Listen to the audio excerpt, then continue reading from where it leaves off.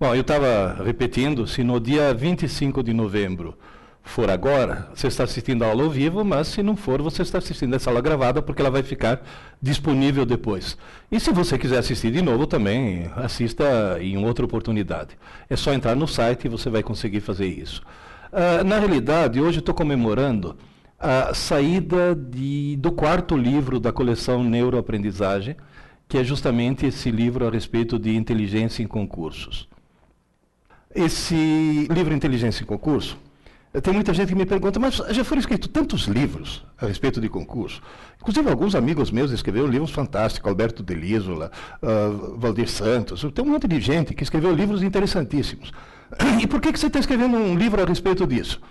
Porque eu descobri a absurda importância que tem no sucesso de um vestibular, no sucesso de um concurso público, o nível de inteligência do candidato. Eu vou explicar melhor, e tem cara que nesse momento está dizendo, mas sou burro, tenho chance? Sim, claro, ninguém é burro, e todo mundo, obviamente, tem chance. Eu vou contar um pouco a história do surgimento desses livros e por que eu estou fazendo alguma coisa um pouco diferente. Em 1961, foi o ano em que eu comecei a dar aula. E foi o ano em que eu programei meu primeiro computador. Obviamente, os primeiríssimos computadores daquela época eram as famosíssimas réguas de cálculo. Eu dava aula de régua de cálculo. E a régua de cálculo é uma coisa que a maioria de vocês nem sequer sabe o que é. Apesar de que tem alguns relógios chiquitosos que ainda usam régua de cálculo dentro do mostrador, para medir a velocidade do carro, etc. Mas a régua de cálculo era o típico exemplo de um computador analógico. Mas já existiam naquela época computadores analógicos eletrônicos. E um modelo parecido com esse foi o primeiro que eu programei, em 1961. Não sei se vocês estão notando, existia um painel todo colorido e um monte de fios conectados, como se fossem aquelas mesas telefônicas antigas. Na realidade, o engenheiro que estava me ensinando a usar isso disse, era um texano, e falou, a parte dura, que seria o painel, nós chamamos de hardware. A parte mole, que são os fios que fazem programação, nós chamamos de software. E o engraçado é que essa terminologia hardware e software continuou depois para o computador digital. O primeiro digital que eu programei foi em 1967. Eu fiz um curso na Faculdade de Higiene e Saúde Pública da USP, um curso de 40 horas. E o engraçado é que com esse curso de 40 horas, depois acabei virando, muitos anos depois, professor titular de técnicas avançadas de processamento de dados. Aqui já quero dar um alerta para todos vocês. A enorme, gigantesca importância de se transformar num autodidata. Isso é fundamental. Nesse curso, naqueles computadores gigantescos, eram aqueles como mainframe, que custavam milhões de dólares, conversando com o engenheiro, perguntei, escuta, mas nas horas vagas, o que vocês fazem? Ele falou, nós fazemos simulações para o C100. Eu vou explicar melhor. C100 era uma espécie de FUVEST da época que selecionava candidatos para as escolas de medicina. Um gênio, infelizmente já falecido, Dr. Leser, foi o primeiro cara que inventou a prova tipo teste, mostrou que a prova tipo teste funcionava fantasticamente no C100, e foi o cara que colocou, entre as várias matérias, o famoso teste de nível mental. Tanto é que quando depois tiraram o teste de nível mental, ele ficou enfurecido. Ele escreveu artigos a respeito disso, por uma razão muito simples. Agora eu vou explicar para vocês uma coisa interessantíssima, que naquela época me pediram sigilo porque era considerado um segredo. Mas hoje, deixou de ser um segredo, por quê? Porque naquela época se achava que inteligência fosse um fator genético, como a cor dos olhos. Se eu faço um teste de nível mental, e o coitado tem um nível mental baixo, ele fica desanimado, porque ele nunca vai... Não é verdade. Hoje nós sabemos que inteligência, talento e vocação são qualidades aprendidas. As neurociências já mostraram isso. Você vai dizer, o que é um teste de nível mental? Eu vou dar um exemplo. Por exemplo, todo mundo já viu testes desse tipo. Aqui, por exemplo, eu tenho 9 quadradinhos, só que um deles está faltando. Eu tenho que descobrir nos 5 de baixo qual é o correto. Olhando, examinando um pouco, e você deve estar conseguindo ver isso na sua tela, você vê que nos 9 quadradinhos, dentro dele tem 9 quadradoszinhos e 3 elementos, o triângulo, a bolinha e a cruzinha. E esses elementos estão em posições diferentes em cada um deles. Provavelmente a resposta certa qual que é? Aquela na qual os 3 elementos estão em posições que não foram ocupadas nos 8 anteriores. Vamos começar, por exemplo, com o triângulo. Se eu pegar a resposta genérica, o triângulo pode estar em qualquer lugar. Agora, se eu olhar lá em cima, no quadradinho superior à esquerda, eu noto que o quadradinho superior à esquerda já está tomado. Portanto, eu posso, na resposta, dizer, bom, com certeza, na resposta, eu não vou ter o quadradinho superior à esquerda. Então, o que eu faço? Vamos ver no próximo. O quadradinho inferior à direita também já está tomado, então eu posso eliminá-lo.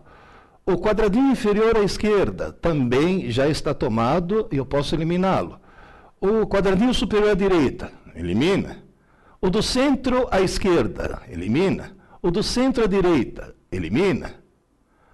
O quadradinho que está à direita, elimina.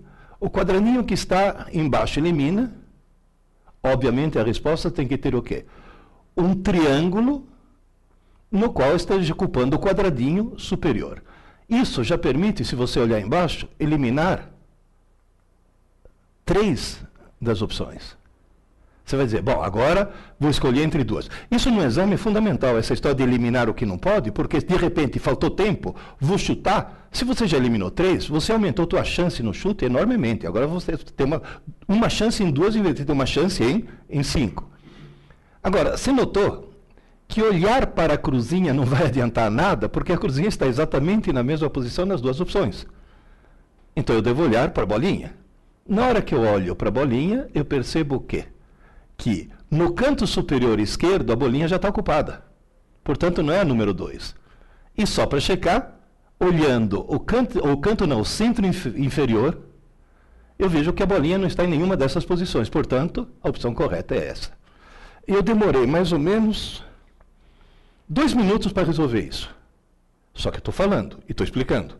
Na hora de fazer um teste, se você demorar mais que 30 segundos para achar a resposta, você já está bobeando. Então, na realidade, esse teste mede, digamos assim, a velocidade de raciocínio e, no fundo, a inteligência. O que faziam naquele computador, aquele velho computador no qual eu comecei a programar aquela coisa gigantesca? Eles faziam simulações dizendo, por exemplo, se eliminar a importância de alguma das matérias, por exemplo, matemática é menos importante, quem teria sido aprovado? Geografia é mais importante, quem teria sido aprovado? E eles tomaram um susto. Porque eles descobriram que se todas as matérias tivessem peso 0, mas fosse apenas o nível mental, o exame decisivo para escolher os candidatos escolhidos seriam, com raríssimas exceções, praticamente os mesmos. E nesse momento eles chegaram a uma conclusão que os assustou. Quem passa num vestibular difícil, quem passa num concurso difícil, não é quem sabe mais. É quem é mais inteligente. Você vai dizer agora, o que eu faço? Simples. Torne-se cada vez mais inteligente. Se está provado e demonstrado que inteligência se aprende, o truque para se preparar não é ficar se entupindo de informações. O truque é ter atividades que te tornem cada vez mais inteligente. Se você fizer o gráfico do QI de uma pessoa, e o número de pessoas, na vertical você colocar o número de pessoas que têm um certo QI, e na horizontal você colocar as pessoas que têm esse QI, você vai notar que existem poucas pessoas que têm um QI muito baixo. Algumas delas até têm que internar. Existem poucas pessoas que têm um QI muito alto. Essas têm que internar mesmo. Agora, existe uma grande faixa que nós vamos chamar de faixa da normalidade, que está entre justamente esses 2 extremos. Fazendo-se um teste de QI, você pode chegar a um certo resultado. Então, por favor, entenda uma coisa importantíssima. Na frente de cada um de nós existe uma escada chamada escada da inteligência. Todo dia você pode subir um degrau. Só que cuidado, é 1 degrau por dia. Portanto, o ciclo de aprendizagem e crescimento de inteligência é algo que começa, acontece e se encerra em 24 horas. Mas eu posso subir? Claro. Posso descer? Claro. Se você quiser ficar mais burro, eu posso te dar algumas dicas. Por exemplo, tome Ritalina. Se você tomar Ritalina, porque tem cara aí concurseiro que acha que é muito esperto, a Ritalina está provado, diminui o quociente de inteligência da pessoa. Pode acalmá-la, pode fazer com que a pessoa se concentre mais porque ficou mais calma, é claro que ficou mais calma. Está drogada? Pô, e se não for um produto químico, como é que eu fico mais burro sem produtos químicos? Simples, Facebook. Passe mais de 1 hora por dia no Facebook, você vira uma besta total. O Facebook está emburrecendo as pessoas. Isso também está provado através de uma série de testes. Ô, professor, e como é que eu faço para saber se eu subi a escada? Bom, se você fizer um teste de QI hoje e outro daqui a uma semana, provavelmente você não vai notar diferença nenhuma. Mas se você fizer o que eu vou te aconselhar a fazer, o teste hoje e um teste, por exemplo, daqui a 1 ano, você vai notar daqui a 1 ano que você está com QI mais elevado, portanto, você está subindo realmente essa escada. A coisa é extremamente simples. Inteligência se aprende. A cada dia que passa, você pode ficar cada vez mais inteligente. Tem gente que diz, mas por que no Brasil as coisas não funcionam como deveriam funcionar? Se eu fizer um teste de QI na humanidade, em geral, por definição, o QI médio da humanidade foi atribuído ao QI médio da humanidade o valor 100. Tem que falar, se eu tiver QI 100, eu sou normal? Não, você é médio. Se você tiver QI 100, você é mais inteligente que metade da humanidade. Mas sinto muito, você é mais burro que a outra metade. E se você quiser realmente ter sucesso num concurso, num vestibular, trate de subir a escada. O problema é subir a escada. Se fizeram por amostragem um teste de QI na população da Inglaterra, obteve-se o valor 100. Isso mostra o quê? Que os ingleses são normais. Aí fizeram um teste de QI na população do Japão. Deu 113. Agora, cuidado. O cérebro de um japonês, biologicamente, é idêntico ao cérebro de um inglês. Portanto, se a população média do Japão tem um QI tão mais elevado que o da Inglaterra, isso mostra o quê? O sistema educacional japonês faz subir a escada mais do que o sistema inglês. Ou seja, a inteligência se aprende. E os japoneses aprendem mais que os ingleses porque têm um sistema educacional muito mais eficiente. Por amostragem, fizeram um teste de QI na população do Brasil. O resultado foi catastrófico. O QI médio de 87. 87 é caso limítrofe. O que nós podemos concluir daí? O sistema educacional brasileiro faz descer a escada. Faz desaprender inteligência. Nós temos aqui nesse país um potencial fantástico, uma juventude maravilhosa que está sendo imbecilizada literalmente por um sistema educacional completamente equivocado. E você que está se preparando para um vestibular ou para um concurso, provavelmente, mas muito provavelmente, você foi vítima desse gigantesco equívoco. E está na hora de mudar um pouco esse equívoco. Você foi vítima de um equívoco terrível. Mas está na hora de melhorar as coisas. Você vai dizer, qual é esse equívoco? Uma jornalista estava me entrevistando, falou, lá em Londrina, ô professor Pierre, por que o sistema educacional brasileiro é um dos piores do mundo? Eu dei uma resposta que para um italiano é óbvia. Descobri que para os brasileiros não. Porque tem duas palavras que em italiano significam coisas diferentes, mas que em português o pessoal acha que são sinônimos. Ela achou tão estranha que colocou na primeira página do jornal. E a explicação é simples. O sistema educacional brasileiro é um dos piores do mundo, porque o Brasil tem milhões de alunos e pouquíssimos estudantes. Milhões de alunos e pouquíssimos estudantes. Qual é o problema? Os pais brasileiros, os professores brasileiros, as pedagogas brasileiras querem que você seja um bom aluno. E sabe o que bom aluno faz? Vai bem na prova, tira boas notas, passa de ano, obtém um diploma e não aprende nada. Não consegue aprender. Gente, Eu dei aula num cursinho em São Paulo, onde eu tive mais de 100 mil alunos, vindos das melhores e mais caras escolas dessa cidade. Chegavam para mim no cursinho, mentalmente virgens, sem saber absolutamente nada. Passaram direto. Por quê? Porque no Brasil a gente confunde aluno com estudante. Bom aluno não passa no vestibular. Bom aluno não passa num concurso. Quem passa num vestibular ou num concurso é bom estudante. Professor, qual é a diferença? Um aluno é alguém que assiste às aulas. Ser aluno é a coisa mais fácil do mundo. Entra num curso qualquer, se matricula, encosta teu bumbum numa cadeira, pronto, você vira um aluno. Agora, estudante não. Estudante é alguém que estuda. Ué, mas se eu estou assistindo a aula e não estou estudando, este é um outro equívoco terrível. É uma das armadilhas mais terríveis que existe. Quem está assistindo às aulas não está estudando. Assistir às aulas não é estudar. E todo mundo cai nessa armadilha. Na faculdade eu estudo à noite. Você assiste aula à noite. Meu filho lá na escola estuda de manhã. Não, seu filho de manhã não estuda. Seu filho de manhã está assistindo às aulas. Vocês vão dizer, mas não é a mesma coisa, não.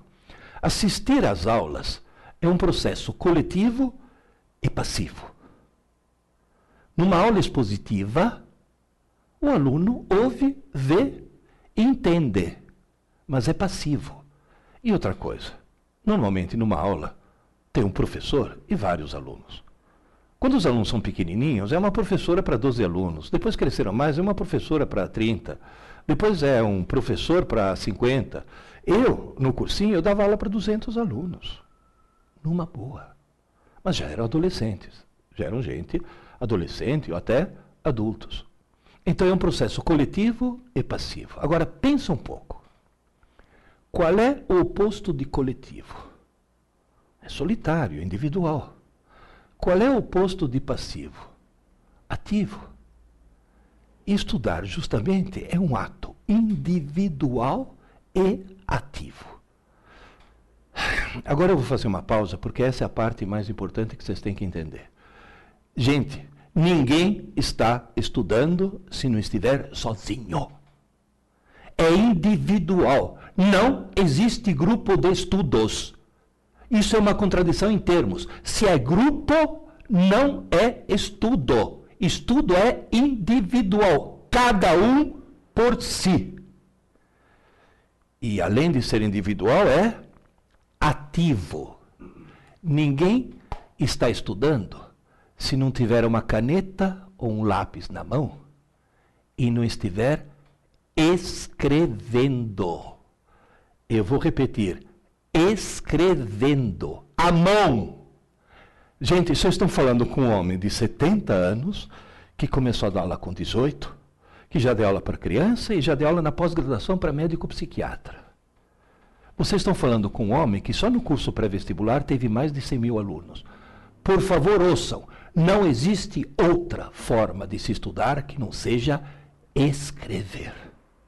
Tem cara que fala, não, mas espera aí. Eu estou lendo um trecho do Código Penal, eu não estou estudando o Código Penal, não. Você não está estudando, você está lendo e não vai gravar nada. Como é que eu faço? Simples. Pega o texto, pega uma caneta, ou um lápis, um papel, e vai lendo. Tudo que for importante, escreva. É importante? Escreva. Tem que falar, como é que eu sei o que é importante? Simples. Faz de conta, na hora de escrever, que você está preparando uma cola. Na hora de preparar uma cola, surge lá de dentro um poder de síntese que você desconhecia. Tanto é que quem prepara a cola bem feita não precisa puxar, porque só o ato já funciona. E agora, cuidado por uma outra coisa importantíssima. Eu falei escrever, eu não falei digitar. Se você escrever, vai para o teu HD.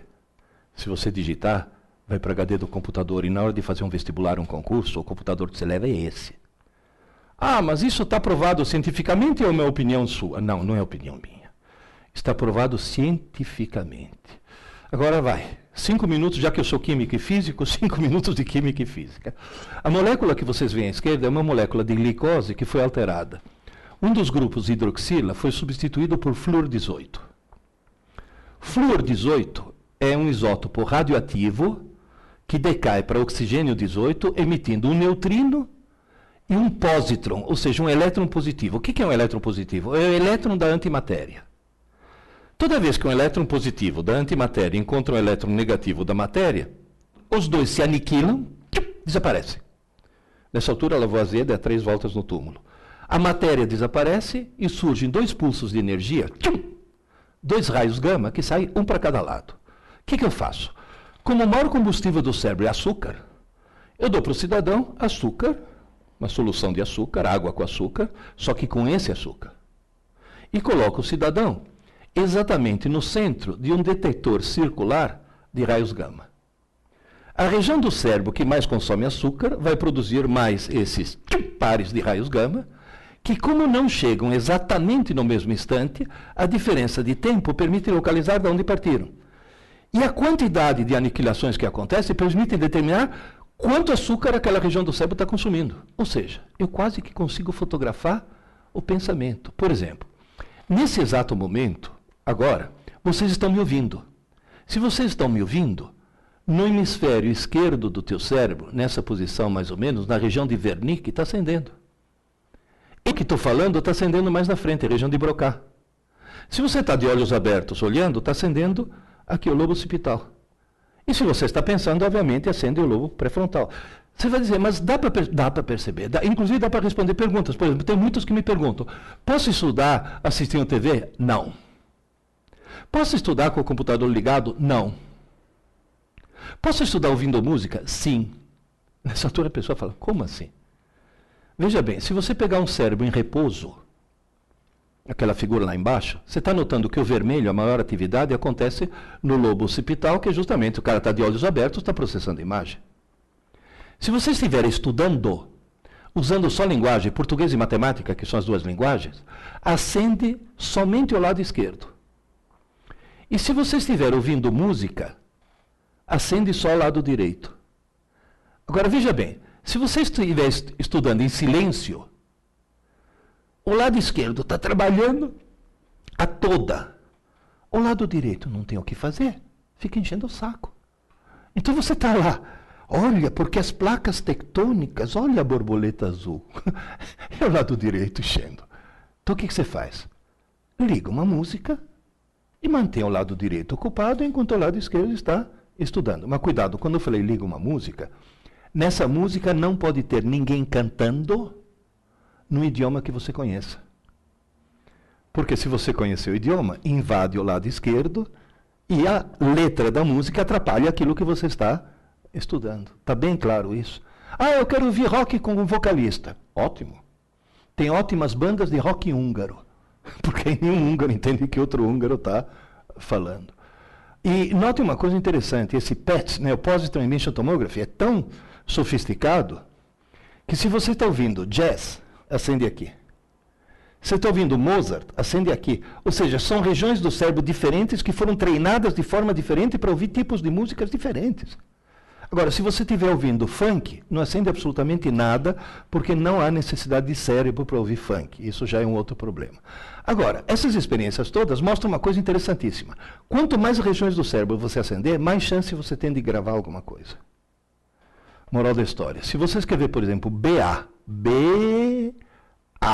manuscrito, um monte de regiões no teu córtex motor se acendem. Se você simplesmente digitar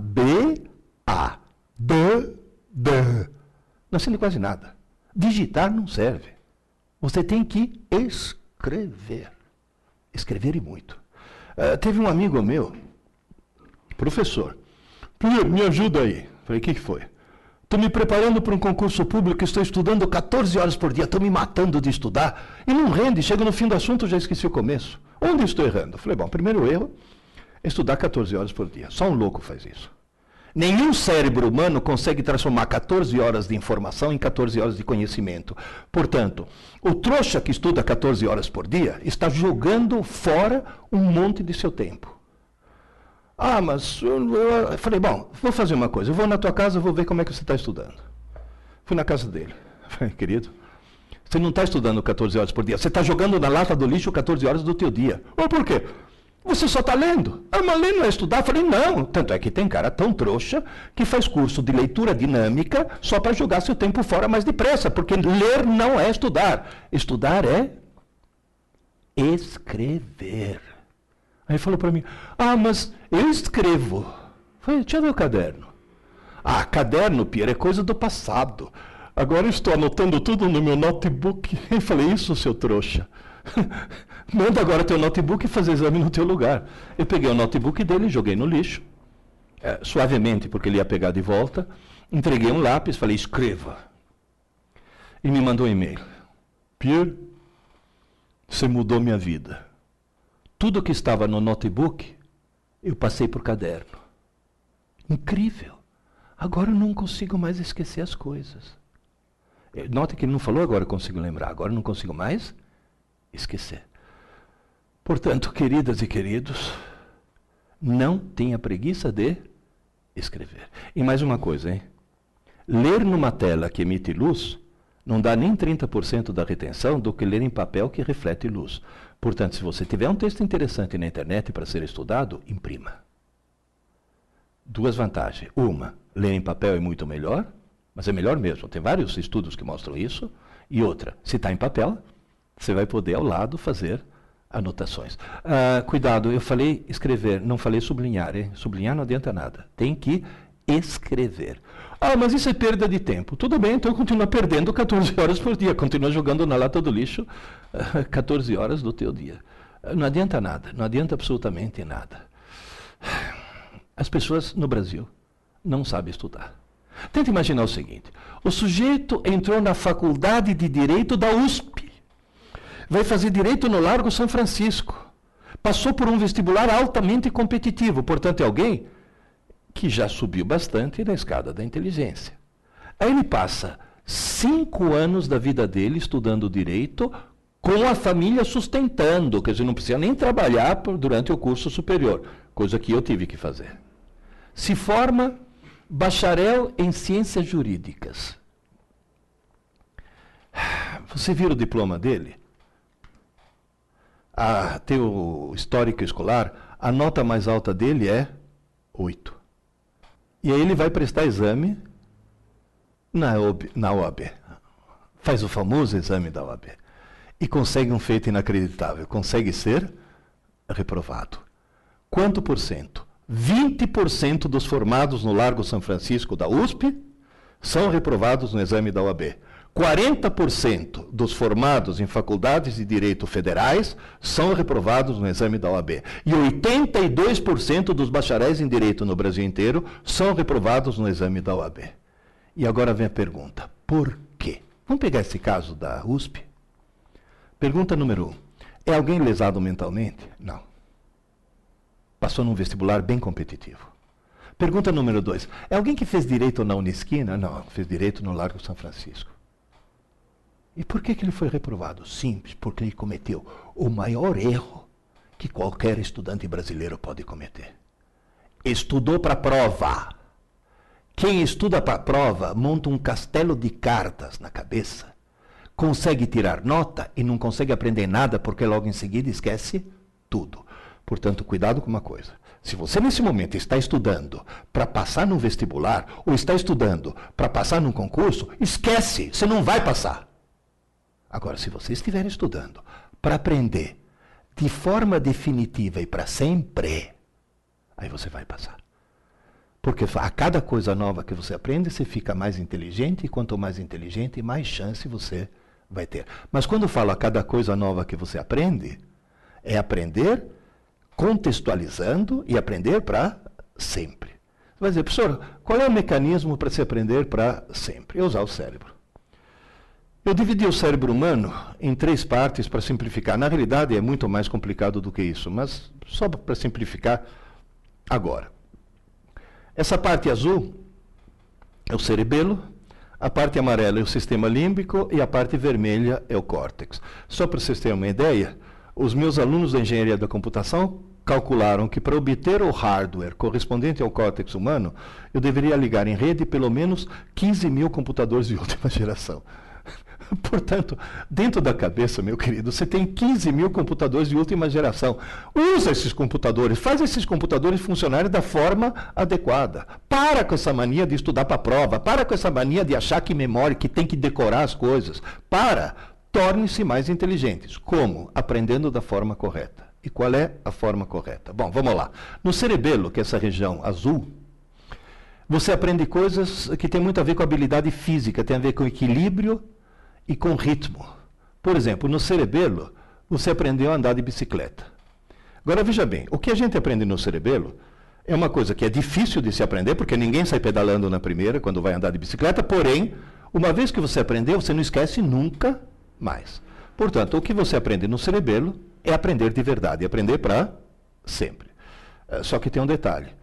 Eu acho que nos concursos, nos vestibulares, é meio difícil te pedirem andar de bicicleta para saber se você está habilitado para ocupar o cargo ou não. Moral da história, nós temos que colocar as coisas na região vermelha, no córtex. Só que a porta de entrada do córtex, da região vermelha, é o sistema límbico, a região amarela, que é uma região que, ao contrário do cerebelo, ao contrário dessa região da bicicleta, é uma região onde é facílimo por uma coisa, mas é facílimo perder. Por exemplo, você está numa cidade mineira muito estranha chamada Varginha. É uma cidade que no lugar de caixa d'água tem um disco voador. Você está andando por Varginha, de repente uma coisa estranha te chama a atenção. Se chama a atenção, imediatamente essa coisa estranha é passada para o sistema límbico. Mas entra-se com uma facilidade incrível. Porém, se parar de chamar atenção, algum tempo depois, acaba desaparecendo. Você vai dizer, é fácil pôr, mas é fácil tirar. Durante quanto tempo uma coisa fica armazenada no sistema límbico? Pode ficar armazenada segundos, minutos ou até horas. Jamais dias. O conteúdo do sistema límbico não sobrevive a uma noite de sono. E acho que você já desconfiou que quem estuda para a prova põe as coisas aonde? No sistema límbico. O tempo suficiente para tirar nota e esquece em seguida. E você já notou que quando o pilantra estuda em cima da hora para tirar nota, normalmente ele estuda quando? Não é no dia anterior. Ele acorda mais cedo para fazer a prova porque sabe que uma noite de sono pode estragar o que ele estudou no dia anterior, porque ele colocou tudo no sistema límbico. Você vai dizer, e como é que eu guardo uma coisa para sempre? Põe no córtex, na região vermelha, põe nos 15 mil computadores. Mas como é que faz isso? Simples. Vamos pegar um exemplo genérico. Você está numa aula de biologia e o teu professor diz, para de falar que aranha é inseto. Inseto tem 6 patas, que nem a formiga. Aranha tem 8, é aracnídeo. Bom, essa informação importantíssima, diga-se de passagem, a respeito da aranha, é uma informação que você recebeu como aluno, porque foi numa aula. Se foi como aluno, ela imediatamente vai para o sistema límbico, mas ela está condenada a desaparecer. Essa noite vai desaparecer durante o sono. Ah, mas eu quero gravar. O que eu faço? Tem um truque. Aquela informação recebida durante uma aula, que pode ser presencial, pode ser à distância, pode ser uma aula que você mesmo está dando para si mesmo, lendo um livro, mas a informação recebida, se no mesmo dia, insisto, tem que ser no mesmo dia. Se ela for trabalhada ativamente como estudante, veja bem, se é estudante tem uma pessoa só, não tem grupo de estudo. E se ativamente é alguém que tem um lápis na mão. Que esse alguém acaba fazendo? Pega um pedaço de papel e começa. 1, 2, 3, 4, 5, 6. Vai desenhando 6 patas da formiga e escreve embaixo. Isto é uma formiga, e se é uma formiga, ela tem 6 patas. Aí ele desenha uma aranha. E a aranha tem 1, 2, 3, 4, 5, 6, 7, 8 patas. Portanto, a formiga é um inseto, a aranha é um aracnídeo. Esse ato de pegar um lápis e fazer isto. E note que não precisa fazer o tratado sobre a aranha e a formiga, não. É quase como se fosse uma cola. Essa coisa esquemática faz com que você deixe de ser aluno e, nesse momento, você vire estudante. Agora, tem um detalhe. Por que tem que ser no mesmo dia? Porque aquela informação que você trabalhou como aluno, naquela noite, naquela mesma noite, durante o sono e só e exclusivamente durante o sono, esse é o ponto-chave, ela é transferida para o córtex, é quase como se o sistema límbico fosse memória RAM e o córtex fosse o HD. Portanto, o teu cérebro é um computador que salva, mas só salva durante o sono. De forma que amanhã de manhã, quando você acordar, no sistema límbico já sumiu, porque não sobrevive a uma noite de sono, mas no córtex vai estar lá para sempre. Vai estar acessível o tempo todo. É uma memória permanente. Mas porque foi no mesmo dia em que a informação foi recebida que ela foi trabalhada ativamente, com lápis na mão. Portanto, durante o dia, tudo que entra no teu cérebro, entra no rascunho. A atividade elétrica do teu cérebro, lá em cima, você está vendo naquele gráfico, é muito intensa. Conforme você vai adormecendo, ela cai quase a zero. É o chamado sono profundo, ou sono sem sonho. Nesse momento você tem o QI de uma beterraba em coma, zero. Você só não é um cadáver porque respira e bate o coração. O que o cérebro fez? Parou. E por que ele parou? Porque está na hora de arregaçar as mangas e fazer a manutenção. Eis que de repente começa uma grande atividade elétrica chamada sono REM. REM vem de Rapid Eye Movement, movimento rápido dos olhos. Você olha embaixo da pálpebra, você vê o globo ocular começar a pular de um lado para o outro. Nesse momento você está tendo um sonho absolutamente desconexo e sem sentido nenhum. Tanto é que, faz experiência, acorda alguém durante o sono REM e pergunta, você estava sonhando? Estava. O quê? Não sei. A pessoa não sabe. Porque é um sonho desconexo completamente. E nessa manutenção, o que está acontecendo? O que não foi trabalhado vai para o lixo. O que foi trabalhado ativamente como estudante e não mais como aluno, vai sendo salvo no córtex e depois de alguns episódios REM, você acorda e tudo está gravado no córtex. Agora, cuidado. Durante a noite tem que acontecer pelo menos 4 episódios REM. Ou seja, você tem que dormir, o ideal, 8 horas. Quebrando o galho, 6 horas. Tomem cuidado que o sono é fundamental. Ah, mas eu trabalho, estudo, blá, blá, blá. Primeiro se organiza para ter horas de sono. Agora você vai dizer, mas como é que eu faço? Eu usava um truque. Gente, de dia eu trabalhava para sustentar mulher e filho. À noite eu fazia faculdade. Sabe qual é o truque que eu usava? Na hora do almoço, 15 minutos. Eu dava uma cochilada de 15 minutos. E depois eu vi que funciona por quê? Porque tem um estudo que mostra que se você dormir 3 horas, o tanto que você descansa dormindo 3 horas, 90% já foi descansado nos primeiros 15 minutos.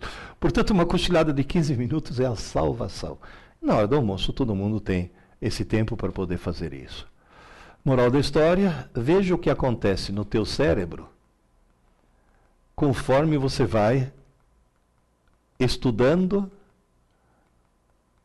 e gravando as coisas.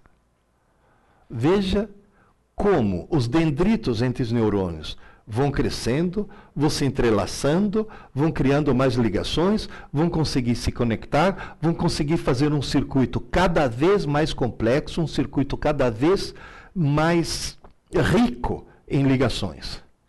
Com isso daqui você está conseguindo 2 efeitos. Você está matando 2 coelhos com uma cajadada. Número 1.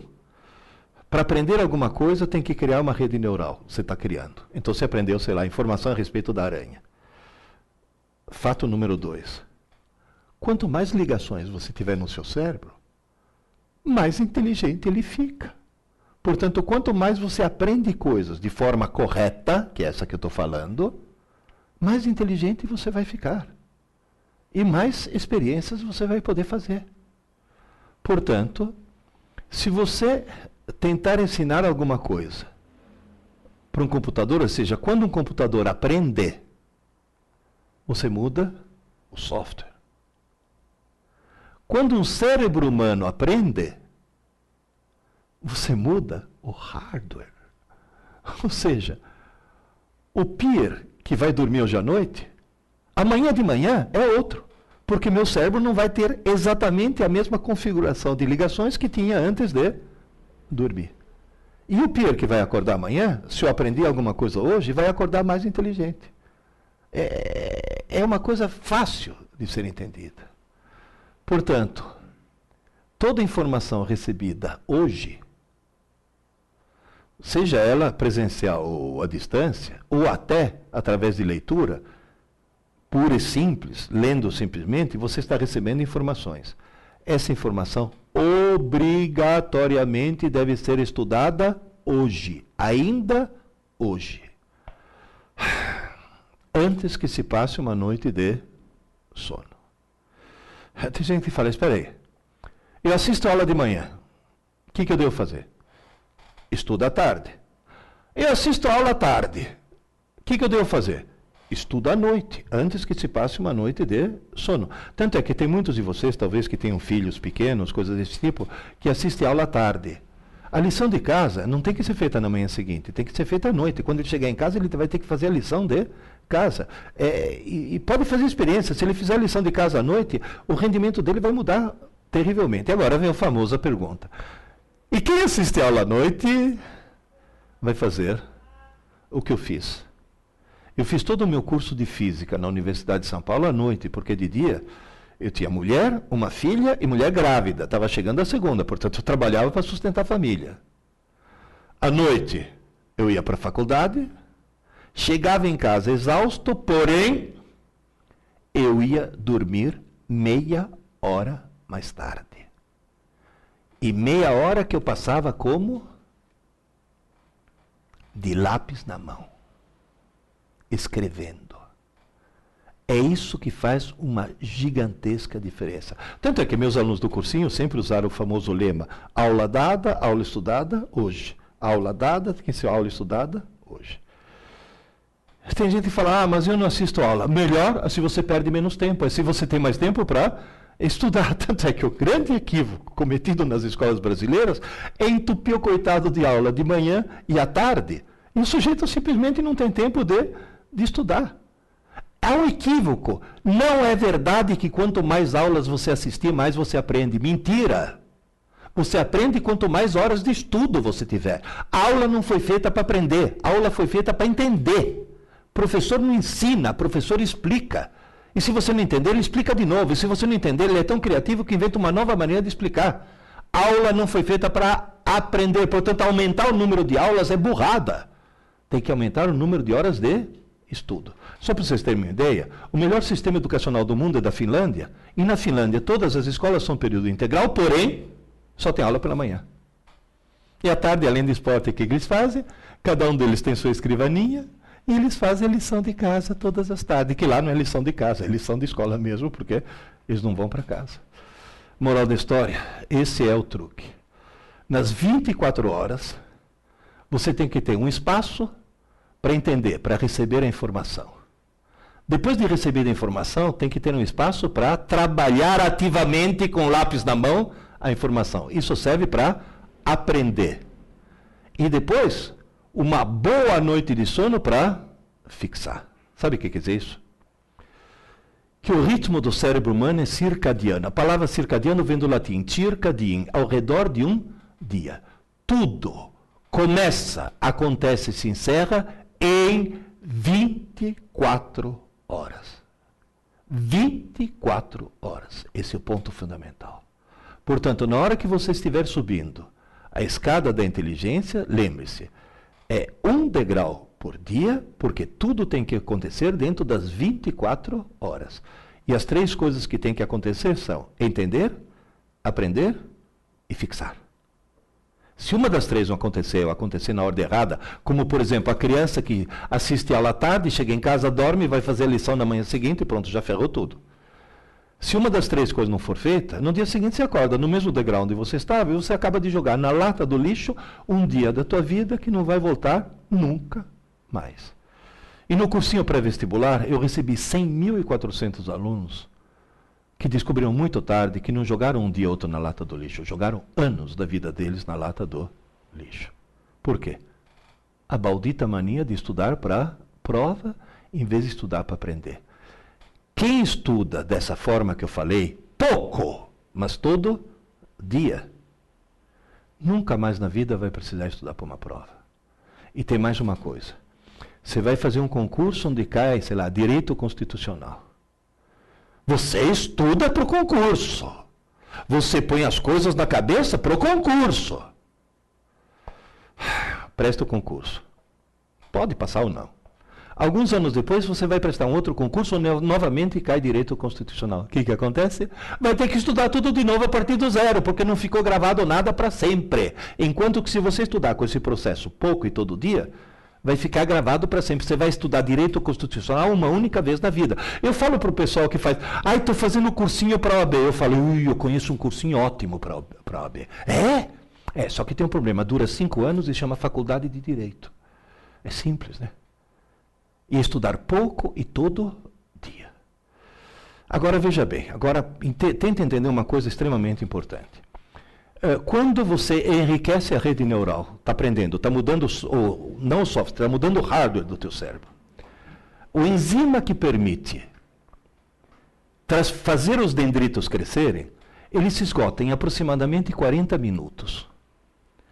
Portanto, aí vem um truque. Se você for estudar intensivamente, faz uma coisa. Estude meia hora e depois descanse 10 minutos.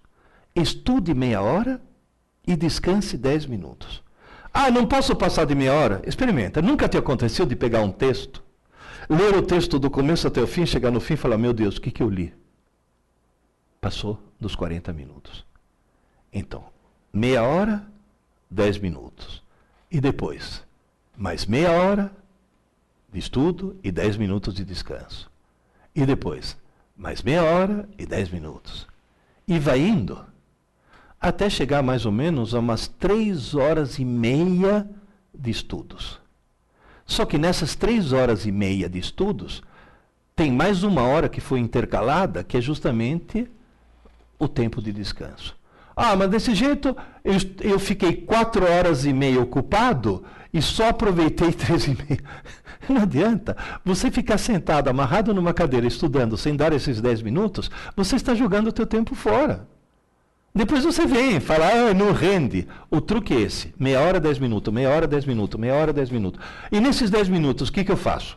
Faz alongamento, vai tomar água, vai no banheiro fazer xixi, vai fazer qualquer coisa, menos atividade intelectual. E outra coisa, entre no MST, movimento do sem tela. Nesses 10 minutos não vai me ligar o Facebook ou coisa desse tipo, porque os 10 minutos viram 20, viram 30, ou coisas desse tipo. Vamos dizer, professor, tudo isso que o senhor está falando funciona? Há muito tempo atrás, eu fiz uma brochurazinha, uma apostilinha, chamada Aprendendo Inteligência, que justamente se tornou o volume 1 da coleção de neuroaprendizagem. Mas assim, impressa em papel, capa em papel e tudo mais. E passei isso, depois de palestra, para os meus alunos no cursinho. 600 cópias fizeram. E depois vieram, professor, minha vida mudou. Aí esse reforço positivo, eu falei, opa, então eu estou no caminho certo. O que eu fiz? Já fiz uma edição, esse ainda com a capa branquinha, um pouco mais chiquitosa, Deu muito certo. Mas, gente, eu tenho absoluta convicção que eu estou falando dá certo, porque as pessoas que leram esse livro, Aprendendo Inteligência, depois me dão retorno. Estão dizendo, mudou. Minha vida mudou. E a culpa não era deles. Eu já vi mãe falar, filho, desliga isso daí e vai estudar, menino. Você tem prova amanhã. Essa mãe acha que está ajudando o filho. Essa mãe está cometendo um crime hediondo. Essa mãe devia ser presa sem direito à fiança. Essa desgraçada está arruinando a vida do filho. Porque a frase certa seria, filho, Desliga isso daí, vai estudar, menino. Você teve aula hoje. Esse que é o problema. Então, no fim, acabou surgindo esse livrinho aqui, que depois deu origem a esse livrinho aqui. Por quê? Porque eu tive que explicar para os pais como funcionava a coisa. E aí, me obrigaram a escrever esse livro aqui, esse verde aqui. Por quê? Porque eu tive que explicar para os professores como funcionava a coisa. Aí chegou um monte de gente e falou, tá bom, você escreveu um livro para quem é aluno, e eu que sou autodidata. Tchau, tchau. É justamente o livro que eu estou lançando hoje, que é justamente esse para concurso, onde eu tento mostrar todas as manhas possíveis para você se tornar mais inteligente. Esse que é o ponto-chave. Mais inteligente. Eu vou abrir agora para perguntas. Se sobrar alguma pergunta depois dessas, o site no qual você pode entrar, esse editora.tv, que é um site que vai te reencaminhar, é um URL muito fácil que vai te reencaminhar depois para um monte de outros sites. Mas basicamente os 4 livros, já está saindo o 5º, viu? Já estou no 5º livro. Os 4 livros basicamente são o azul para alunos, o vermelho para pais não, para mães, que a parte mais terrível da escola são as mães. As mães dão muito palpite errado. O verde, que é para os professores, e esse amarelo alaranjado aí, que era para ser preto, mas a editora resolveu mudar a cor, esse amarelo alaranjado é justamente para os autodidatas que estão se preparando. E eu escrevi esse livro porque fiquei com muita pena do cara que fica 14 horas por dia a troco de nada. Quando, na realidade, passar num concurso, passar num vestibular, é outro papo, é outra técnica, e você, insisto, tem que se tornar cada vez mais inteligente. Eu acho que agora a gente poderia abrir para as perguntas do pessoal, né? Já tem alguma coisa? Tem gente que já ficou revoltada, né? Vamos ver um pouco se tem alguma dúvida, alguma pergunta, alguma coisa que eu possa responder para vocês.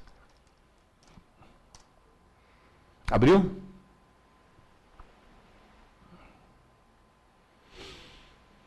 Eu espero que vocês tenham entendido. Tem muito mais coisa a ser falada.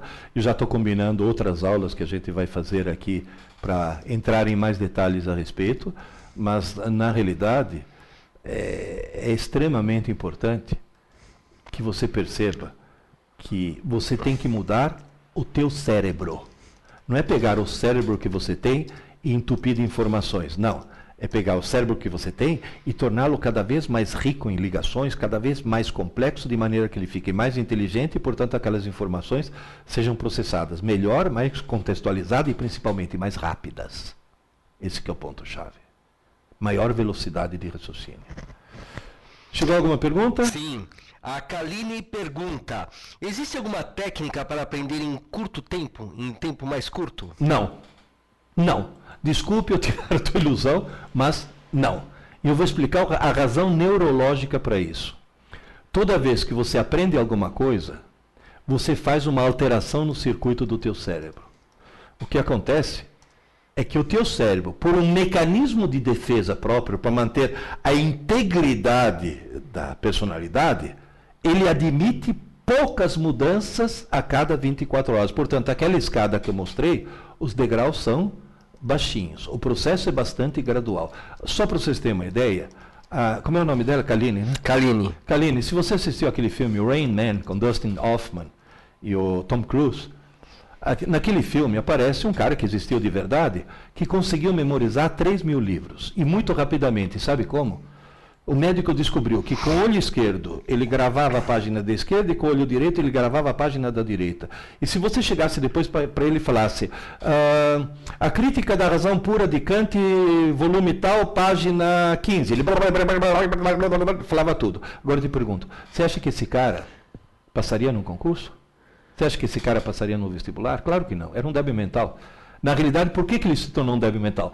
Porque justamente o cérebro dele começou a sofrer muitas mudanças e muito rapidamente roubando a integridade de uma personalidade e de outras habilidades que acabaram desaparecendo. Foram canibalizadas por essa habilidade em memorizar coisa.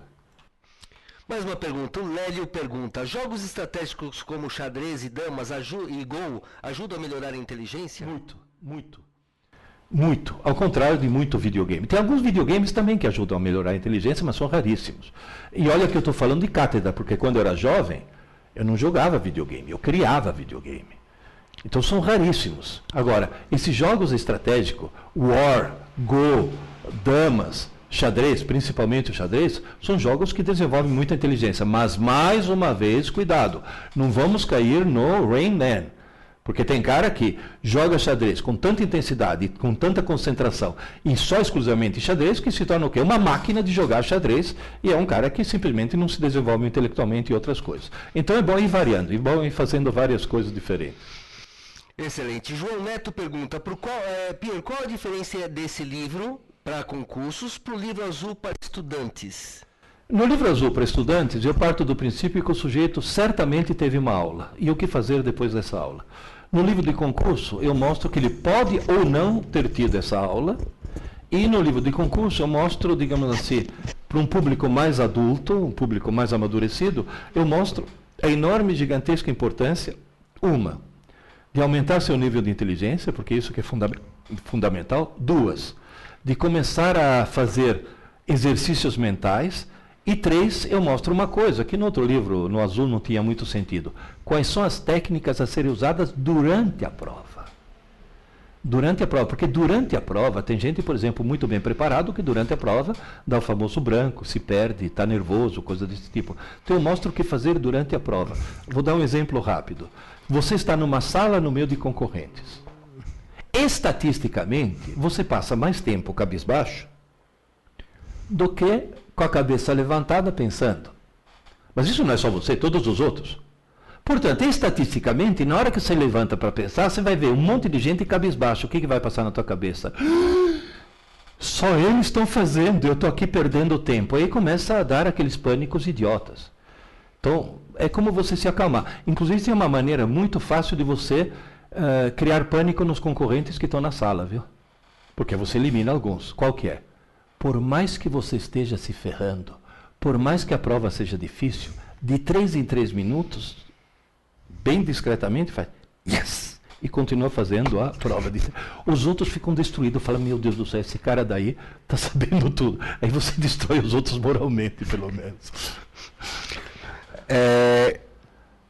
Daniel pergunta, professor, quem estuda sozinho não passa da etapa 1, que é entender, uma vez que não assiste aula. Nesse caso, o ato de entender a matéria passa pela leitura? É fundamental a leitura. Ninguém sobe a escada da inteligência se não for um leitor.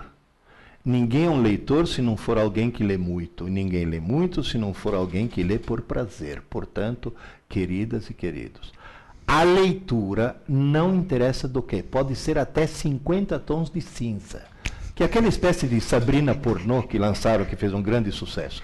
Pode ser leitura de qualquer coisa. A leitura é fundamental, desde que você goste. Porque na hora que você gosta, o que acontece? Você lê muito. Quanto mais você lê muito, mais você decodifica, mais interpretação de texto você tem, mais vocabulário você tem, mais coisas vão acontecendo e, principalmente, mais inteligente você se torna. E a inteligência, muitas vezes, permite com que você construa o conhecimento em vez de recebê-lo. Eu vou dar um exemplo simples. Eu estava brigando com os meus alunos porque eu falei que eles tinham um vocabulário muito limitado. Porque eles liam muito pouco.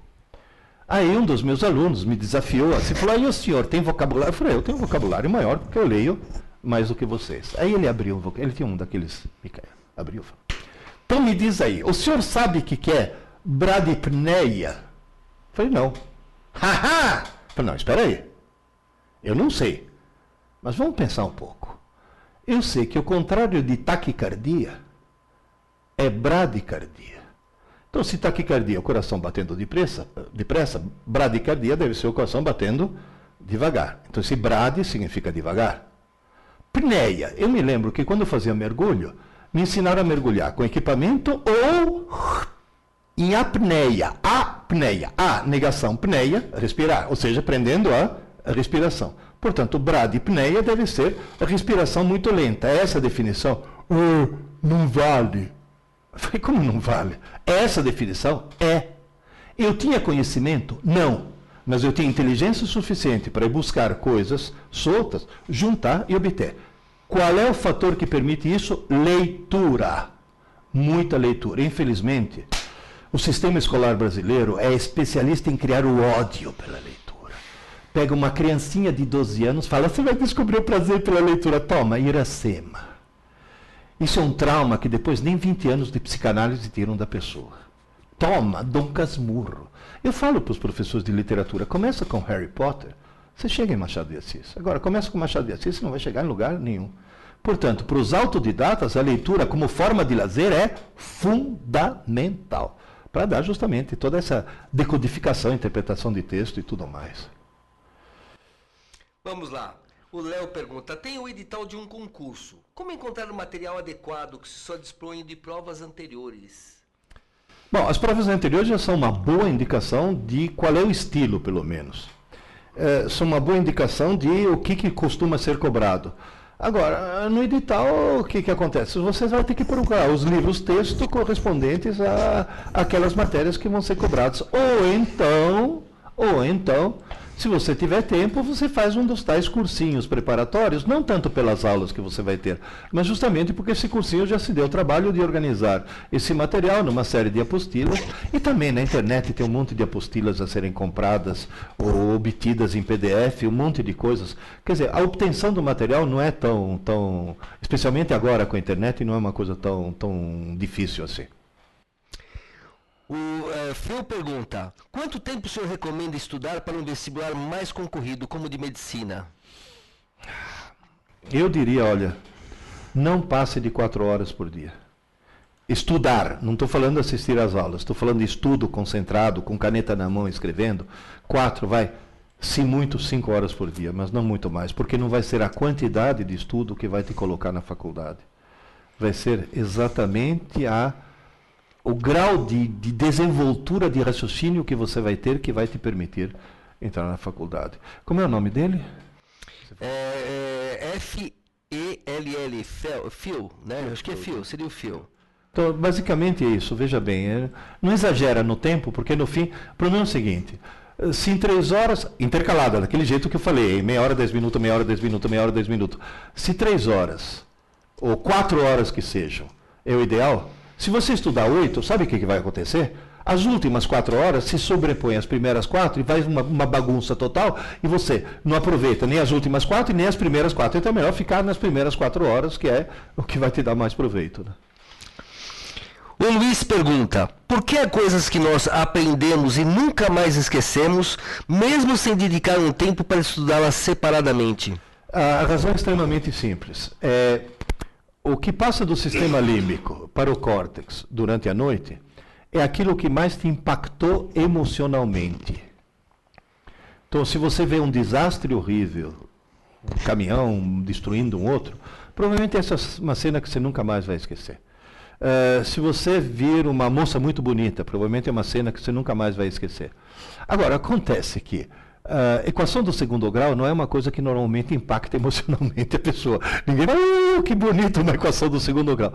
Então, as coisas que não te impactam emocionalmente, essas você vai ter que impactar com o lápis na mão e ficar fazendo exercícios, que é a outra maneira que o cérebro tem de acabar gravando alguma coisa. Eu tenho certeza absoluta que todos vocês que estão me ouvindo agora, cada um de vocês lembra exatamente onde estava quando recebeu a notícia dos 2 aviões entrando nas Torres Gêmeas de Nova York. Por quê? Porque foi uma coisa tão impactante que você não esquece justamente isso. Agora, é lógico, por exemplo, tem professores que têm a técnica de contar uma piada durante a aula para impactar emocionalmente. E sabe o que acontece? 2 meses depois o cara esqueceu a aula, mas lembra da piada, pelo menos. Então não é só essa coisa impactante que vai funcionar. Depois da aula, lápis na mão e trabalho.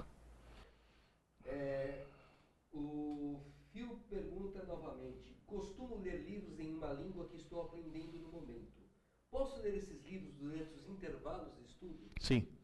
Sim, porque quando for outra língua que não o português, que é o que você está usando para estudar, você está usando uma outra rede neural, uma outra região de redes neurais, portanto você não está cansando, ou pelo menos não está impedindo que descansem aquelas redes neurais que você estava usando na hora de estudar. Então, e eu vou, já que estamos no assunto, para você aprender um outro idioma, tem uma dica fantástica.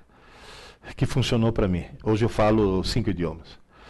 Assista filmes em DVD no idioma original, com a legenda no idioma original também.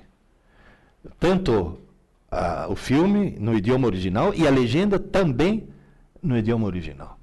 Isso permite com que você vá mergulhando muito e leia livros no idioma que você quer aprender. Você fala, mas se eu pego um livro no idioma que eu não aprendo, não sei nada, teu cérebro aprende. É impressionante como contextualizando o cérebro consegue descobrir as coisas.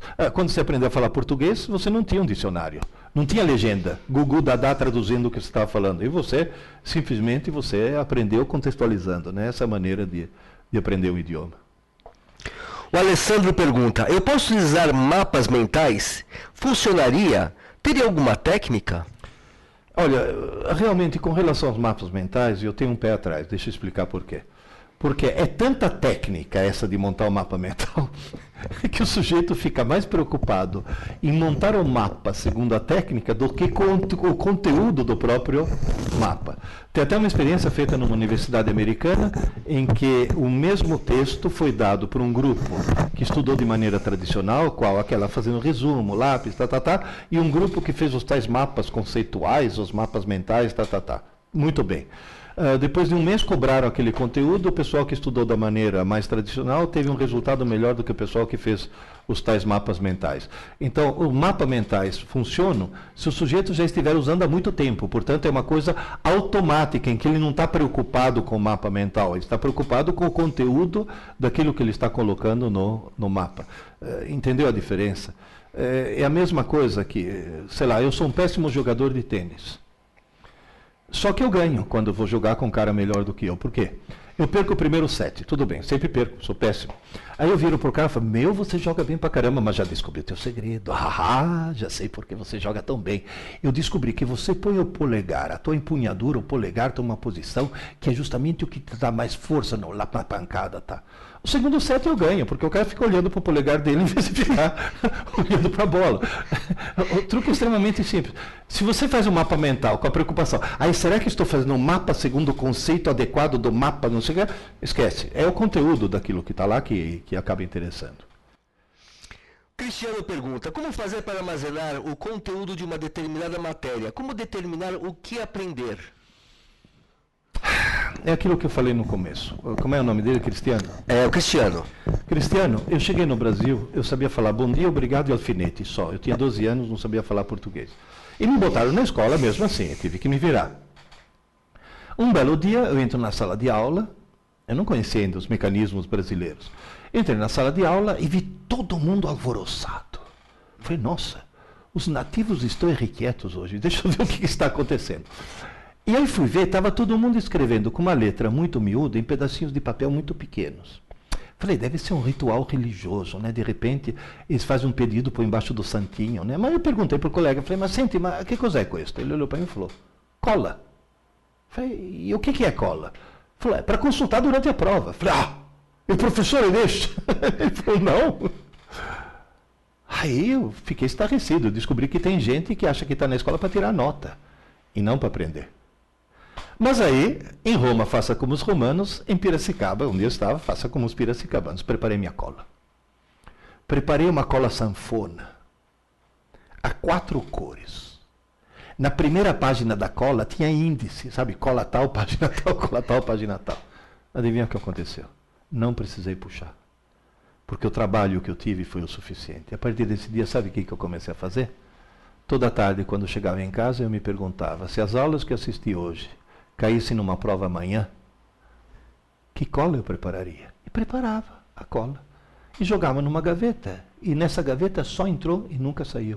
Você está vendo um homem na tua frente que nunca precisou colar na vida. Por quê? Porque passou a vida preparando cola. Então, se você quer saber o que é realmente importante, olha para aquilo e fala, eu vou fazer de conta que eu vou preparar uma cola. Eu vou fazer de conta que na prova que vai cair esse assunto, eu tenha sido autorizado a preparar uma cola. E na hora de preparar a cola, o que é realmente importante você acaba pondo. Mas tem gente que é tão imbecil que xeroca a cola do outro, né? Mas aí tudo bem, aí é outro problema. Daniel pergunta, essa leitura deve ser também uma leitura atenta e escrita, tal como o período de estudo, e deve também ser quebrada a cada 30 minutos? Não, Não, a leitura por prazer pode tocar em frente. Pode tocar em frente porque essa é uma leitura que você não está querendo que aquilo fique gravado permanentemente do teu cérebro. Na realidade vai acabar sendo gravado porque se é uma leitura prazerosa, a emoção, o prazer de descobrir a história, não, agora vai acontecer isso, vai acontecer aquilo, esse prazer de descobrir a história é suficiente para motivar teu cérebro a acabar gravando a maior parte disso daí. Mas na realidade é uma leitura, insisto, que deve ser uma leitura por prazer, porque você está se divertindo. Ou seja, se você conseguir fazer com que tua principal forma de divertimento, a segunda, né? A primeira é sexo, mas a segunda forma de divertimento mais interessante seja a leitura, intelectualmente você está feito. Felipe pergunta, professor, costumo ler muitas matérias, livros e assistir palestras sobre os assuntos que gosto. Para gravar isso, devo sempre fazer um resumo escrito sobre tudo que vejo no meu dia? Sim, só que eu te daria um conselho. Fazer um resumo exige conectar palavras, e ao não conectar palavras, você vai escrever muitas palavras que têm apenas a função de distribuição do texto e não são palavras-chave. Então eu diria para você fazer menos do que um resumo. As palavras-chave, aquela que você fala, esta frase não posso esquecer, essa palavra eu não posso esquecer, isso eu não posso esquecer.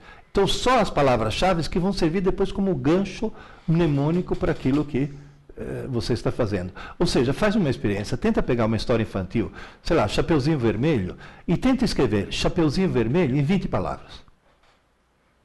Você não vai usar e, ou, com, entende? Tenta escrever em 20 palavras que você vai ver que você pega a parte essencial. Quem comeu quem? Pronto. Kaline pergunta, em sua opinião, qual a melhor estratégia para passar em um concurso público muito concorrido? O concurso público muito concorrido, você viu a curva de QI, né? Quem está concorrendo naquele concurso está lá, naquela curva. Tá? De tudo que é tipo. O truque qualquer. Dá um jeito de ficar no cantinho. Dá um jeito de você ser uma das pessoas mais inteligentes daquele concurso. Isso vale para concurso público, isso vale para vestibular, e isso vale para a vida profissional. Hoje em dia, as empresas estão desesperadas, porque estão recebendo diplomados ANTA. Eles usam essa palavra, ANTA diplomado, ou seja, pessoas que obtiveram diploma, mas não desenvolveram a própria inteligência. O truque é esse. É muito concorrido, seja uma das pessoas mais inteligentes. Como é que eu faço? Suba a escada. Suba a escada. Devagar, mas suba. Então, se você não conseguir no concurso de hoje, você vai conseguir no concurso do ano que vem. Mas comece a subir a escada hoje. Quem pergunta agora, ele entrou com o nome na sala que está sem acento, mas eu imagino que é o Zé. Tá? Eose, né? E-O-Z-E. É o Zé. Então é o Zé. Nessas 3 horas e meia, deve estudar várias matérias ou somente uma matéria? O ideal é pular de uma para outra. Deixa eu explicar por quê. Aquela tal história. Quando você usa o cérebro, você está ativando redes neurais, está gastando energia nessas várias redes neurais, está gastando substâncias químicas, enzimas que precisam ser repostos depois nas várias redes neurais. Se você estudar matérias diferentes, o que vai acontecer? Enquanto você está estudando matemática, você está dando um descanso em português. Enquanto você está estudando história, você está dando um descanso na álgebra. Ou seja, você está passando de uma matéria para outra, sempre tentando não perder o fio da meada, obviamente, tá certo? Mas o ideal seria se você se organizasse que cada uma daquelas meia horas fosse dedicada a uma determinada matéria. Porque permite que o cérebro... Porque o cérebro, quando o cérebro se concentra numa coisa só, é hora que ele cansa, é hora que ele não aguenta mais. Então, pulando de uma para outra, você consegue reduzir um pouco esse cansaço. Alessandro pergunta, para estudar temos que ter 30 minutos de estudo e 10 minutos de descanso. No caso da aula, até quanto tempo seria o ideal para não obter um retardo na obtenção da informação? Eu diria que uma aula deve conter de informação realmente essencial 30 minutos. Mas os outros 20 minutos, eles servem para quê? Eles servem para tirar dúvidas, servem para discutir a coisa, servem para contar, por exemplo, uma curiosidade a respeito do assunto, que muita gente acha que é inútil, porque quando o professor conta uma curiosidade, o cara fala, mas isso cai na prova. É o chamado idiota da objetividade quem faz isso. Na realidade, aquelas curiosidades, aquelas coisas adicionais, são ganchos mnemônicos que permitem com que você possa lembrar da coisa. Outro dia eu estava ontem à noite, na BR, eu moro em Itapecerica da Serra, na BR-116, a Regis Bittencourt, BR-116. Todo mundo sabe que a Regis Bittencourt é BR-116. E aí, conversando com minha mulher, falei, se furar o teu pneu, você não sabe trocar pneu, como é que você vai chamar o socorro da operadora, da concessionária? Porque tinha passado, ou era 0800 70 90 116. Ela falou, o 0800 dá para lembrar porque todas elas são 0800. O 116 está na cara porque eu estou na BR 116, eles fizeram até de propósito. Mas como é que eu gravo 70 90? Falei, simples, tenta imaginar que você está num barco, num veleiro, no meio de uma calmaria e o desgraçado não consegue andar. Ela falou, e? Falei, você quer andar, mas é uma calmaria. Falou, e? 70, mas 90. Então, bem que você 70, você tenta, mas 90. Ela falou, mas isso é muito infame. Sim, é infame, mas nunca mais você vai esquecer isso, porque justamente você criou um gancho mnemônico para a coisa. E vocês também não vão esquecer nunca mais. Você vai rezar furar o pneu só na BR-116. O Davi pergunta, professor Pierre, após assistir uma aula, caso eu converse com outras pessoas sobre a informação assistida, realizando um debate, é possível fixar a informação? Professor Pierre, você recomenda algum artigo? Não terminou.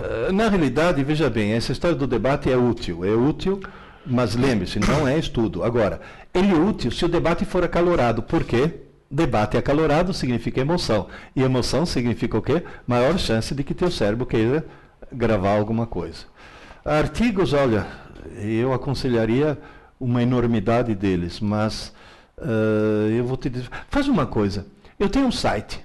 Entra naquele editora.tv, você é remetido inclusive para o meu site, dá uma olhada nos vários artigos que eu escrevi naquele site, que já é um bom caminho, porque lá inclusive indica uma certa bibliografia, né? Ótimo. Daniel pergunta, a leitura do período de entender a matéria, para quem estuda sozinho, deve ser quebrada em ciclos de 30 minutos? Bom, agora você está lendo para efeito de estudo, você está lendo para entender, para depois você aprender.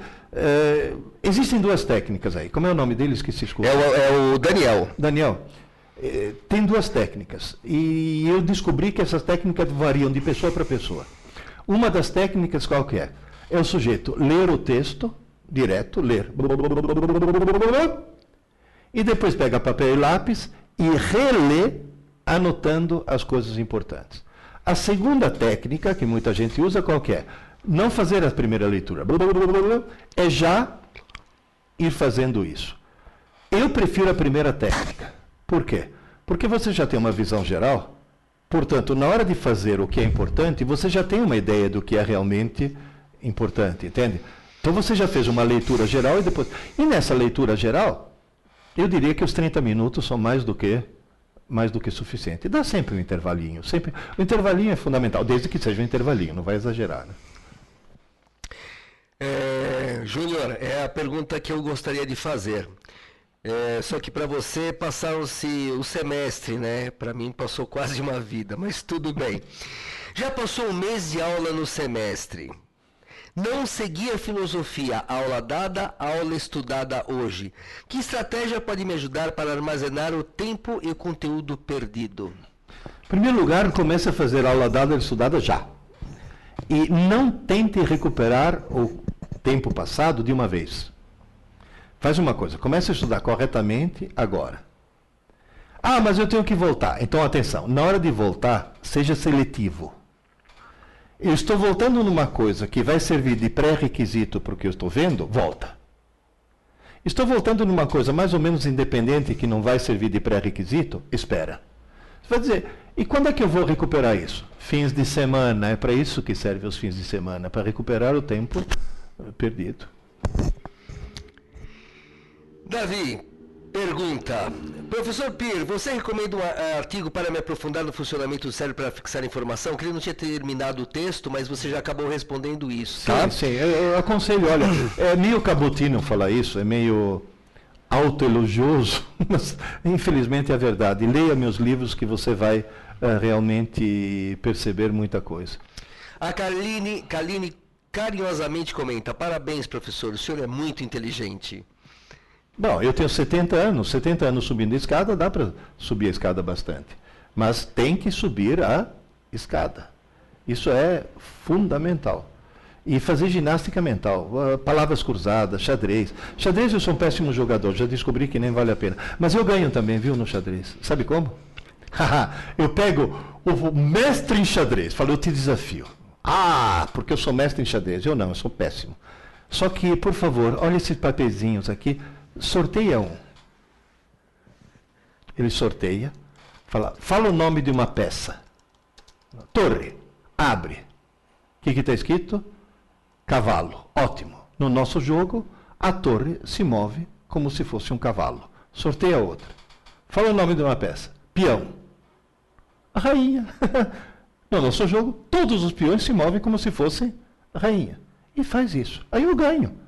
É claro que eu ganho. Porque tanto para mim quanto para ele é uma novidade. Só que para mim é uma novidade na qual eu me ponho a pensar. Ele não consegue porque está com a cabeça tão bitolada nas regras do xadrez que ele acaba perdendo. Isso é uma forma de ginástica mental, viu? Excelente. Mudar todas as regras nesse sentido. Mudar as regras. Phil pergunta: costumo explicar as matérias para outros alunos do meu colégio.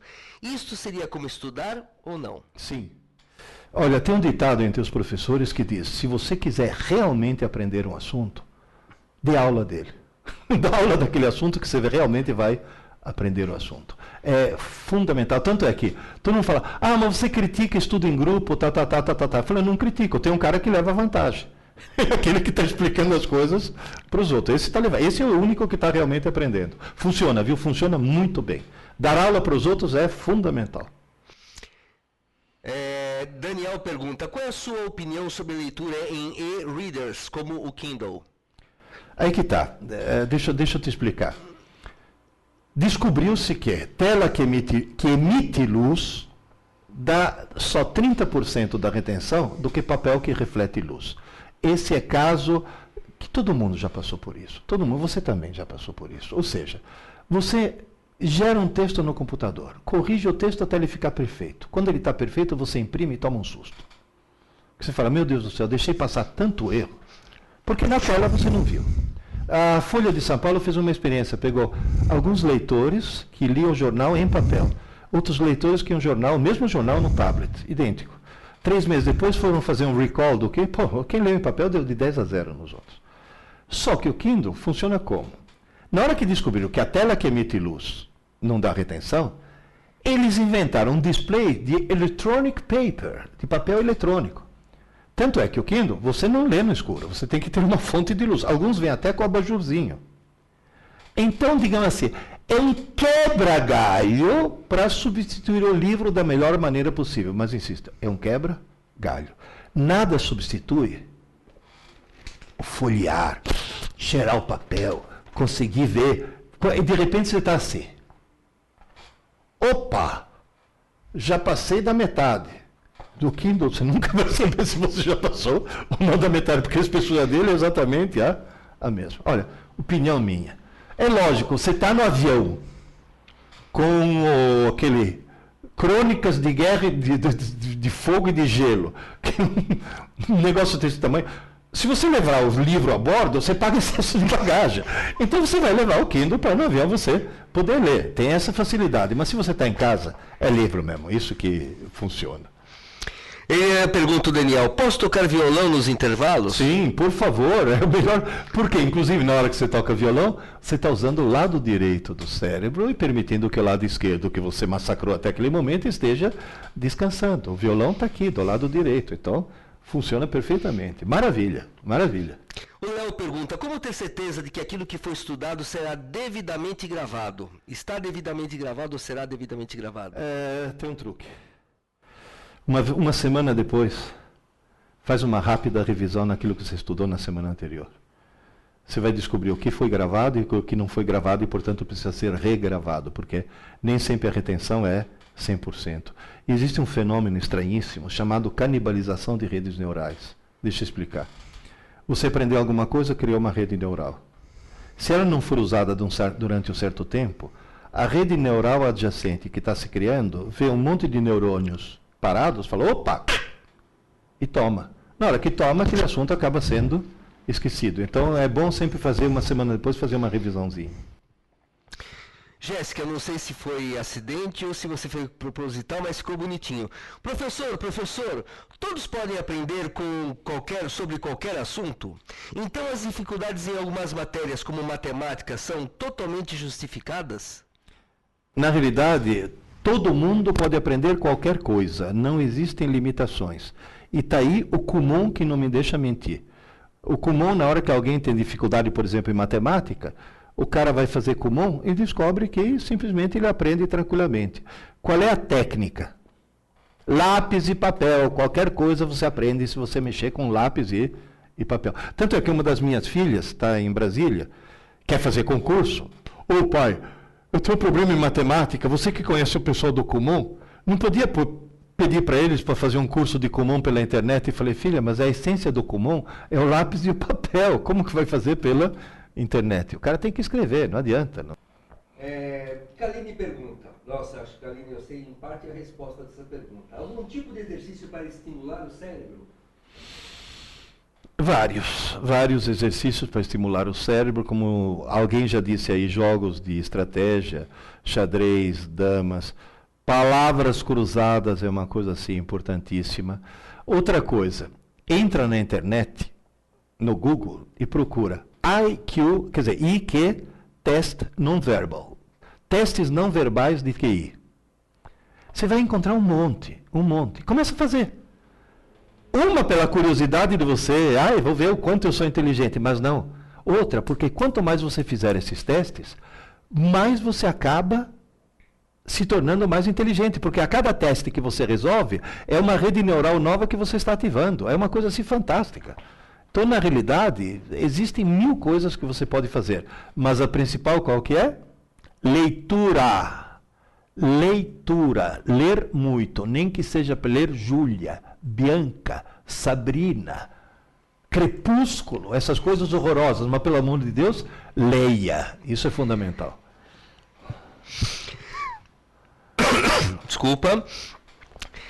Daniel pergunta, como a revisão deve ser feita? Deve ser escrita tal como período de estudo, lápis e papel? Lápis e papel. Obviamente sendo cada vez mais sintético, porque aí cada vez você vai pegar a essência da essência da essência, né? O Luiz, se bem que já respondeu ela, mas eu vou repassar essa pergunta. Estou aprendendo um novo idioma, o Luiz pergunta. Existe uma maneira especial para estudar em um novo idioma com mais eficiência? Sim, aquilo que eu falei. Assista um filme com o idioma original e a legenda no idioma original. Isso é importantíssimo. Tem gente que fala, mas aí eu não vou entender nada. Então faz uma coisa. Assiste o filme dublado. Você vai entender tudo. E depois, 3 ou 4 meses depois, faz isso que eu falei. Assista de novo com o idioma original e legenda no original. O enredo você já sabe. E aí você vai contextualizando e você vai acabar aprendendo dessa forma. Essa é a maneira com a qual a criança aprende um idioma. Ou seja, contextualizando. É a única maneira que você tem de realmente aprender. Eu vou te confessar uma coisa. Eu sempre falo que eu falo inglês. Mentira. Eu falo inglês muito mal. Por quê? Porque eu aprendi inglês lendo.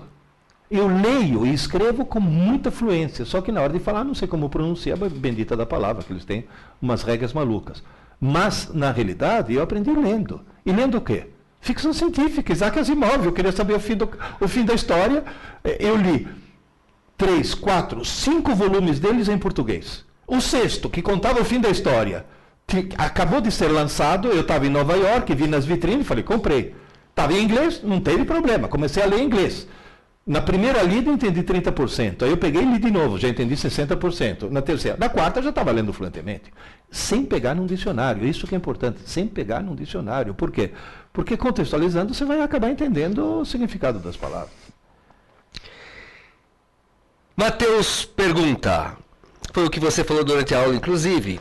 Tenho aula à noite e se eu deixar para estudar no dia seguinte, eu perco essas aulas? Perde. Infelizmente, perde. Então, na realidade, é melhor você perder meia hora de sono, acordar meia hora mais tarde se puder, ou coisa desse tipo, mas tem que ser Na aula que você teve à noite, aquela aula vai ter que ser estudada na mesma noite, com papel e lápis. Isso, e sinto muito, o cérebro humano exige isso. Não fui eu que inventei isso, é o cérebro. O Júnior pergunta, tenho dificuldade em me concentrar em leituras de novos conteúdos na faculdade. Tenho que ler várias vezes até entender para posteriormente passar a estudar.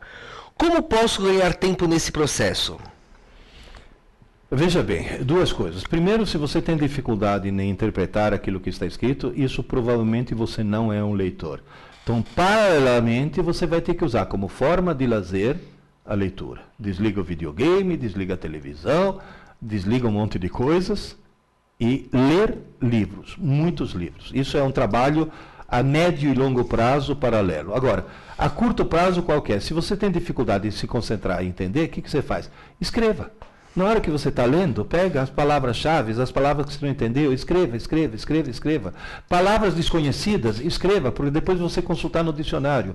Mas o ato de escrever, ninguém consegue perder a concentração enquanto está escrevendo.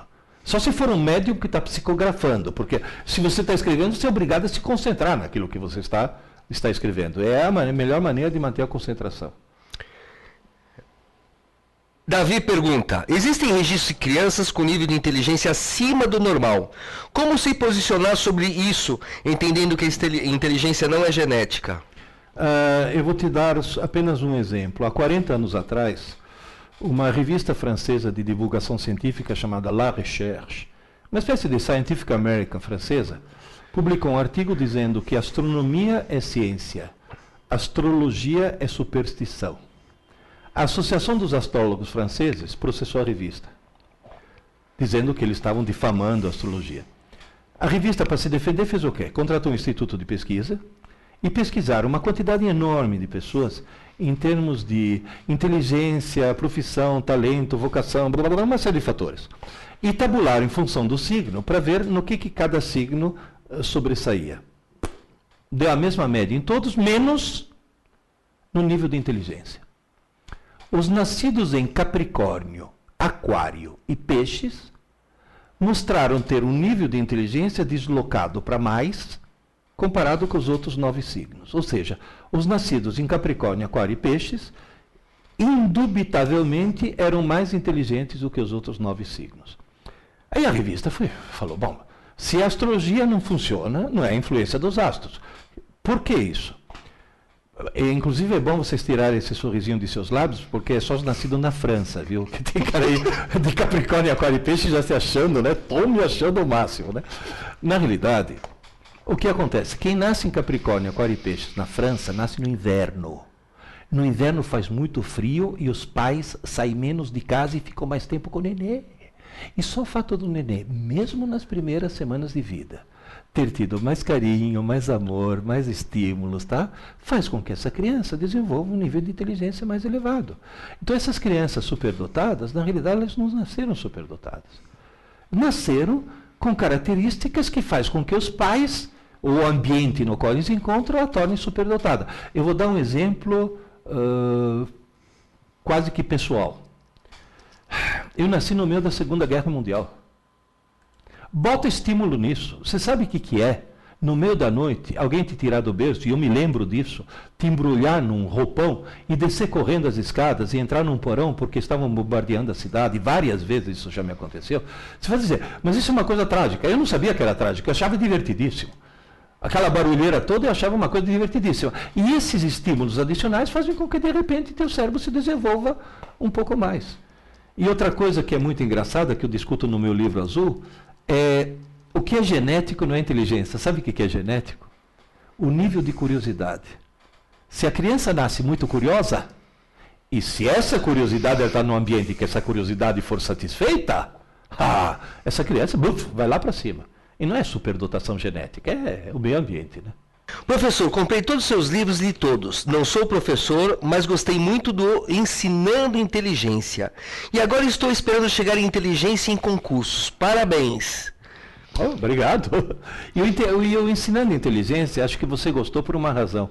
Porque aquele no qual eu mostro realmente quais são os mecanismos neurais que fazem com que exista o processo de crescimento da inteligência e o crescimento do conhecimento, do nível de conhecimento. É o mais técnico deles. Provavelmente foi por isso que você gostou mais. O Daniel pergunta, o papel onde escrevemos a matéria que estudamos deve ser jogado fora? Olha, pode ser jogado fora até. Porque eu, por exemplo, estudava, sabe como? Com uma lousa. Com um giz, escrevia na lousa. Resolvia meus problemas de matemática na lousa. Fazia meus resumos na lousa. Depois apagava tudo. Porque desde criança eu descobri que o ato de escrever é justamente aquilo que te torna, que faz com que o conhecimento seja absorvido. É o ato de escrever, não o que está escrito. Agora, respondendo uma pergunta anterior sobre revisões, o que você pode fazer é guardar aquele papel, porque na semana seguinte, quando for fazer uma revisão, você pode fazer revisão no próprio papel que você gerou, né? Ou seja, quer um conselho? Crie suas próprias apostilas, no fundo é isso. A Kaline comenta, quando vou me apresentar em público, o nervosismo prevalece e esqueço tudo. Como controlar o nervoso para que não atrapalhe na minha desenvoltura? Você começa se apresentando em público de uma pessoa. Começa fazendo, por exemplo, uma exibição na frente do espelho. Depois chama a mamãe e fala em público, mas perante tua mãe. Depois chama mais gente e faz o público crescer gradualmente. E aí você vai fazer uma coisa que eu faço. Eu sou um homem extremamente tímido. Então, na hora que você me põe na frente de uma plateia com 200 pessoas, 300 pessoas, eu deveria entrar em pânico. Sabe o que eu faço? Eu esqueço que eu existo. Eu faço de conta que eu sou um fantasma. Eu esqueço da minha existência. As pessoas não estão olhando para mim. Eu estou olhando para as pessoas. Então, tenta um pouco abstrair esse tipo de coisa que você consegue vencer a timidez.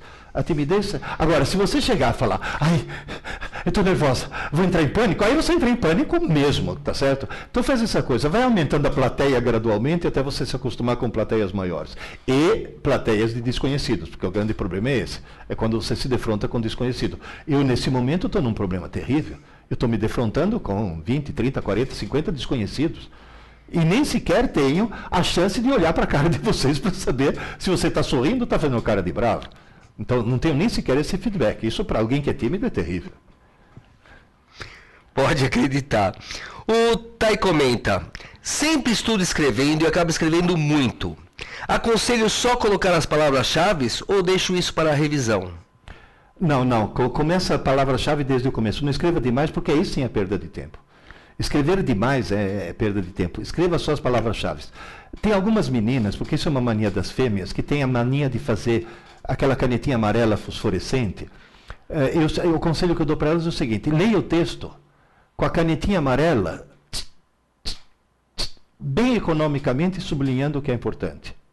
Depois você pega o papel e o lápis e tudo que você sublinhou, escreva. Isso é até uma maneira, digamos assim, dela começar a ser um pouco mais parcimoniosa, um pouco mais econômica. Porque tem gente que fala, vou sublinhar o que é importante e risca o texto inteiro. Quer dizer, aí não adianta absolutamente nada. Né? Rodrigo pergunta, essa pergunta é difícil, não sei se você vai saber responder. Essa te pegou. Professor, poderia informar qual o tema do 5º livro e qual a previsão de lançamento? O tema do 5º livro, na realidade são 2 livros que estão em canteiro de obras. Tem o volume 5, que é Criando Aulas Inteligentes.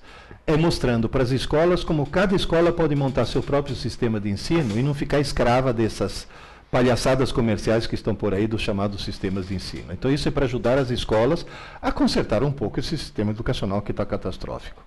O outro livro não é o volume 6, é o volume 0. Porque estão me pedindo para fazer livro para criança. Para que criança já comece a fazer a coisa certa desde o começo. É lógico que vai ser um livro colorido, com pouco texto, com muita figura, mas é um livro que hoje de manhã para quem está assistindo ao vivo, um dia de manhã para quem está assistindo ao gravado, eu fiz uma palestra para o 7º ano de uma escola, a Escola Horizontes, perto da Rebouças. Crianças fantásticas. Eu falei, essas crianças têm... E elas usaram o livro azul, aquele livro Aprendendo Inteligência, usaram, tá? Sabiam. Uma delas fez uma apresentação para os pais. Entende? Agora, quanto mais cedo começar, melhor. Aula dada, aula estudada. Hoje, deveria ser uma coisa para dar no primeiro ano. Eu falo para as mães que têm neném em casa, essa história que o neném precisa de estímulos, eu falo, faz o neném dormir no colo, balançando nesse ritmo. Que dá tempo de falar aula dada, aula estudada, aula dada, aula estudada. Começar o mais cedo possível, né? Então, um beijão para vocês e até a próxima. Vai ter mais aulas dessas.